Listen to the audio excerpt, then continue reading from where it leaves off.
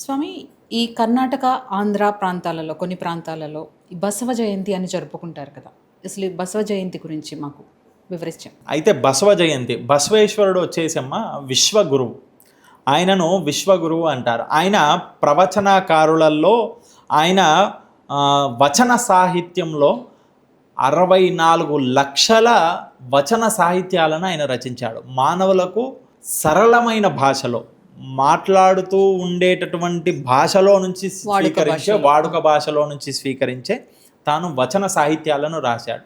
64 లక్షల పద్యాలను రాశాడంటే ఆలోచించండి. అందుకే ఆయనను విశ్వగురువు అన్నాడు. అందులో నుంచి అన్నీ పోయాయి, ఒక 20,000 30,000 మిగిలిపోయాయి. అంత వచనాలన్నీ కూడా పోయాయి. కానీ ఆయనకు మాత్రం విశ్వగురువు అనే పేరు లభించింది. ఆయన ముఖ్యంగా ఆయన చెప్పేటటువంటి మాటలలో ధర్మాన్ని స్థాపించడం, ధర్మాచరణ చేయడం, అలాగే వారు కుల మత వర్ణ భేదము లేకుండా అందరూ ఒకటే అనే విధంగా తాను చేయడం జరిగింది. అలాగే తాను ఎవరైనా దేవాలయంలో ఉండేటటువంటి లింగాన్ని ఏమంటారు? స్థిరలింగము అని అంటారు. ఎక్కడైనా వెళ్ళి పూజకు తీసుకొని వెళ్ళి లింగాన్ని మళ్ళీ తీసుకొచ్చేటటువంటి లింగాన్ని చరలింగము అంటారు. మెడలో వేసుకునేటటువంటి లింగాన్ని ఇష్టలింగము అంటారు.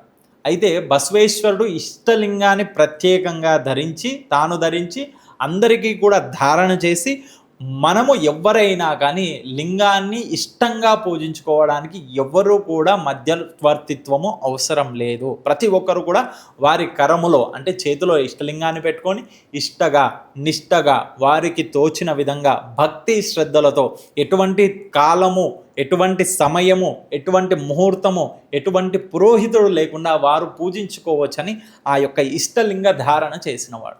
అలాగే ప్రత్యేకంగా కాయకమే కైలాసం అంటే కష్టము, ఎవరైతే కష్టాన్ని పడతారో వాళ్ళు కైలాసాన్ని పొందుతారు. కాయకమే కైలాసం అనేటటువంటి నినాదాన్ని సృష్టించాడు.